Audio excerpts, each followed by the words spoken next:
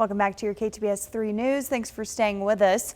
Lithium-ion batteries are in so many things around us, from cell phones to electronic toothbrushes to e-scooters and electric vehicles.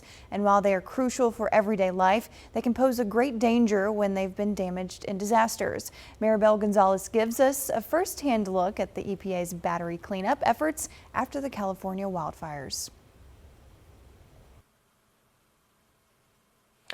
Good afternoon. Well, the EPA tells us their technicians sifted through over 13,000 properties in areas impacted by the California wildfires.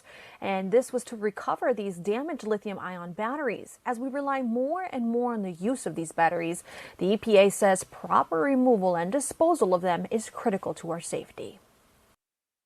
In California, the Palisades and Eaton fires burned thousands of buildings to the ground and charred electric cars to their frames, leaving behind a trail of hazardous waste like lithium-ion batteries at a scale the EPA has never seen before. We're expecting to have upwards of 500 tons of lithium-ion batteries. Is that the most you've ever seen in any sort of disaster? Correct.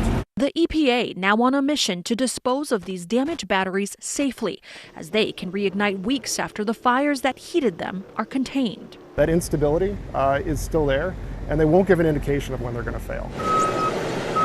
After collecting the batteries, EPA technicians bring them to one of two Southern California staging areas.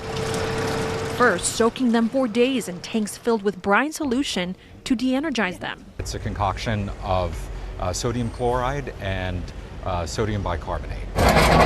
Larger battery packs are then torn apart, hundreds of jam-packed individual batteries released. They're going to be the ones that might end up emitting toxic gases or metal.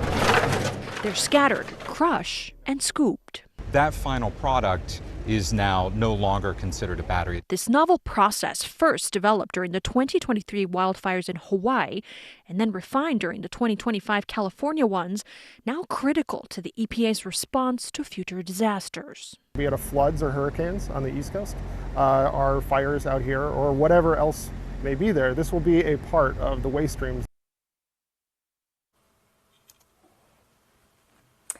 Now, the EPA is done with the first phase of collecting hazardous waste from burn areas in California. Next, the agency says it will be assisting the Army Corps of Engineers with its debris removal process. And Maribel, what does the EPA say about the safety of the staging site where this disposal process takes place? Yeah, you know, initially there was a lot of pushback from residents who were fearful because they didn't want these types of sites anywhere near their neighborhoods. They were fearful of further contamination. However, the EPA says they're being very diligent when they're operating and they're disposing of these batteries on site. We saw firsthand they were reinforcing some of those tanks that you saw in the story so that no liquid could spill over. We also saw the technicians there taking extra precautions to not spread any of that liquid anywhere else. And we also saw them monitoring the air quality in that specific area, something that they say they do daily. So they're trying to make sure they take every step and testing the soil even after they leave to ensure that it is safe for the residents there. All right, Maribel, thank you.